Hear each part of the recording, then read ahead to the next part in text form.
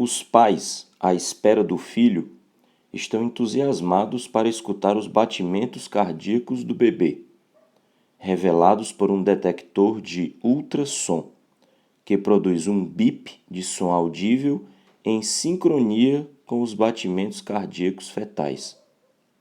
A fonte montada no detector produz um som de 2 MHz que viaja a 1,5 km por segundo e está em contato com o abdômen da mãe. Supondo que a parede ventricular do feto se mova em movimento harmônico simples, com amplitude de 1,8 milímetro e frequência de 115 batimentos por minuto.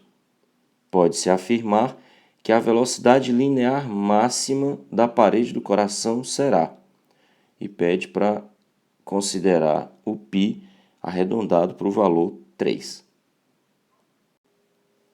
Bom, acontece que a velocidade linear de um MHz obedece a uma função horária harmônica. Você tem a velocidade no MHz como sendo menos ômega vezes seno de φ. O que é cada uma coisa dessas?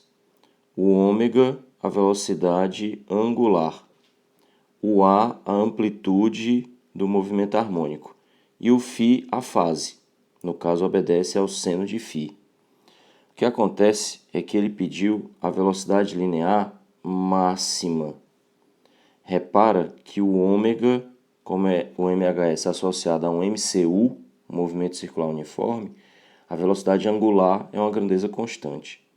A amplitude do movimento, que é o máximo afastamento em relação ao ponto central, também é uma constante, inclusive dita no texto 1,80 milímetros. O que é variável aqui é o seno de φ, e é por isso que a velocidade no MHS aumenta e diminui periodicamente. Se a velocidade pedida foi a máxima, a velocidade máxima vai acontecer para o seno máximo, e o seno máximo que se conhece vale 1. Dessa maneira, a velocidade máxima de um MHS pode ser determinada como, e aqui eu vou colocar em módulo, o módulo de ômega A. Lembrando que ômega é 2πf,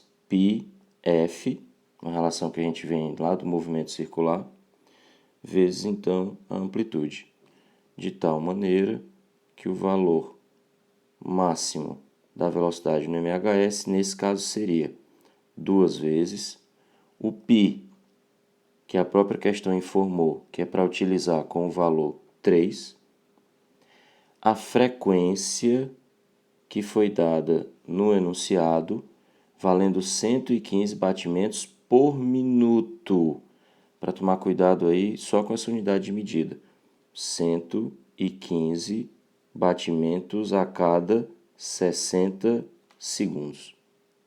E, finalmente, multiplicado pela amplitude, que também foi dada no texto, de 1,80 milímetro. Cuidado com esse prefixo. Então, nós teríamos 1,80 mili, a milésima parte do metro. Observe que, fazendo assim, nós ficamos com a unidade metro por segundo, que é exatamente a unidade de medida de velocidade. Nesse caso, então, agora, trabalhando os números, repara que 60 dividido por 6, 2 vezes 3, vai ficar 10. Esse 10 a menos 3 dividido por 10 vai ficar 10 a menos 4. Então, o valor da velocidade máxima no MHS seria, nesse caso, nós temos 115 multiplicado por 1,8. Se fosse multiplicado por 2, ia dar exatamente 230 vezes 10 a menos 4 metros por segundo. Nesse caso, então, lembrando que a gente está fazendo um valor aproximado, 0,0230 metros por segundo. Lembrando que vai ter que dar um valor um pouco menor do que 230, porque aqui eu fiz um arredondamento de 1,8 para 2. Sendo assim, dos valores apresentados, nós ficaríamos com 0,0207, que é exatamente a maior aproximação, num valor um pouco menor daquele 230 que a gente calculou, o que nos deixaria com a resposta correta, a alternativa E. Valendo aí acrescentar os seguintes comentários.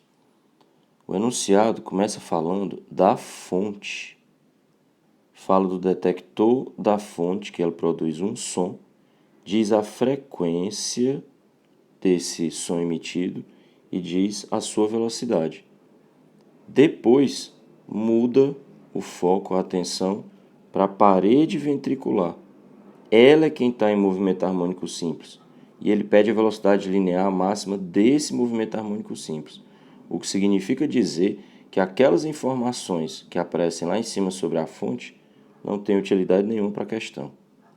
Uma outra coisa que eu acho que vale a pena comentar aqui também é, já que a gente lembrou a velocidade do MHS, a função da velocidade no MHS, vale a pena também lembrar a função da aceleração no MHS, nesse caso é menos ômega ao quadrado a cosseno de φ.